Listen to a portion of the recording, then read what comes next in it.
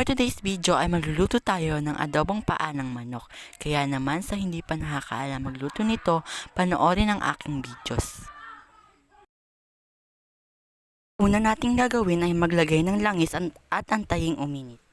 At ang kasunod ay ilagay ang bawang at halu-haluin ng matagal upang mag-golden brown.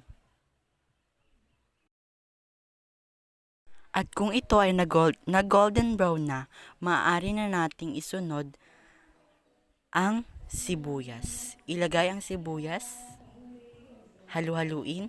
Patuloy na haluin ng mabuti upang lumabas ang aroma. Gumamit nga pala ako ng kalahating manok.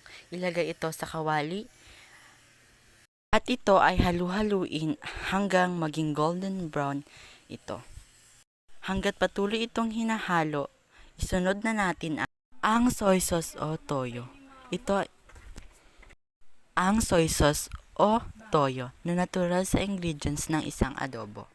Nilagyan ko nga rin pala ng suka na rose vinegar. Halu-haluin hanggang mag-well combined ang lahat ng ingredients. Joke lang, hindi pa tapos ang mga ingredients. Patuloy lamang sa paghalo hanggang lumabas ang aroma ng inyong niluluto na paa ng manok. At pwede na nga nating ilagay ang tubig. Pwede namang mainit o malamig, depende na lang sa gusto nyo upang madaling maluto. At isinunod ko na nga ang paminta, bali 2 paminta ang nagamit ko rito. Haluin upang lumasa ang paminta, atin itong kalipas ng 30 minuto atin itong buksan. At ilagay na natin ang bitchin upang mas lalong lumasa ang paa ng manok. Patuloy lamang natin itong haluin upang mas umasa ang lasa. At maaari natin itong takpan at kung ito ay luto. Thank you for watching. Subscribe for more.